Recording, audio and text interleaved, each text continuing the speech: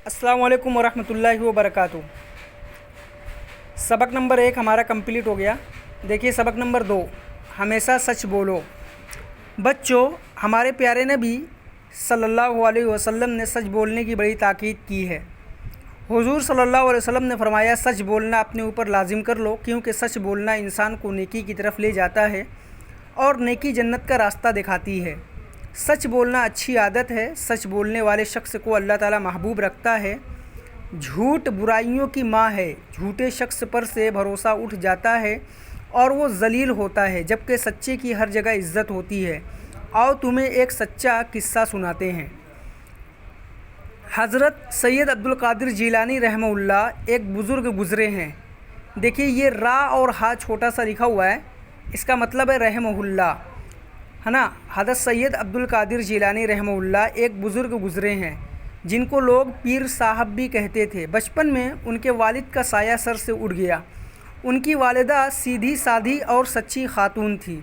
हर वक्त अल्लाह को याद करती रहती, कुरान मजीद की तिलावत करती और नेकी के काम करती रहती।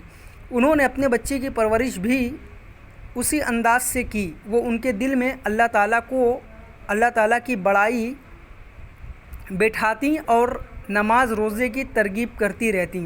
इन्हें हमेशा सच बोलने की ताकीद करती। सैयद अब्दुल कादिर को इल्म हासिल करने का बेइंतहा शौक़ था।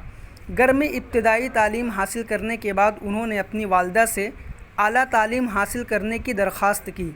उन्होंने अपनी वालिदा से कहा कि मैंने सुना है कि बगदाद में तालीम का अच्छा इंतज़ाम है।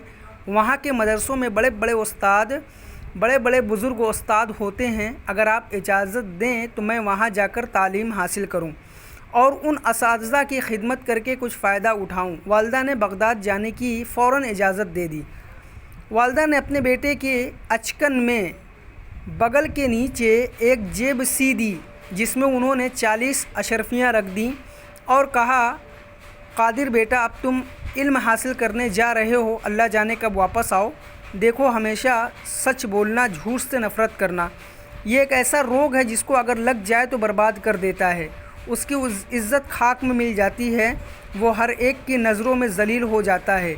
ना कोई उसे पास बैठाता है और ना ही दिल में जगह देता है। यकीन करो, सच बहुत बड़ी दौलत है। ये जिसके हाथ लगी वो कभी मुफलिस नहीं हुआ। रसूलुल्लाह सल्लल्लाहु अलैहि वसल्लम ने फरमाया, सच नजात का ज़रिया है। सच बोलने से इंसान मुसीबत से बच जाता है। अब्दुल कादिर ने अपनी माँ की नसीहतों को तवज्जो से सुना और रुखसत हो गए। वो बगदाद जाने वाले काफ़िले से जा मिले। उस ज़माने में सफ़र करना बहुत मुश्किल होता था। लोग काफ़िले बनाकर सफ़र करते थे। रास्ते में डकैती का ख़तरा रहता था। अल्लाह ताला का करना यह ख़तरा हकीकत में बदल गया और उनके काफ़िले के सारे सामान को डाकुओं ने लूट लिया। एक डाकू ने अब्दुल कादिर को पकड़ा और पूछा, ऐ लड़के, तेरे पास कुछ है? अब्दुल कादिर ने माँ की नसीहत को याद किया और सच कह दिया कि हाँ, मेरे पास 40 अशरफियाँ हैं। डाकू ने उनकी बात को मजाक समझा और छोड़कर चला गया। थोड़ी देर बाद दूसरे डाकू ने उन्हें पकड़कर वही बात पूछी। उन्होंने उससे भी वही जवाब दिया। डाकू ने तलाशी ली मगर कुछ ना मिला तो उनके सरदार ने कहा, दिल लगी करता है?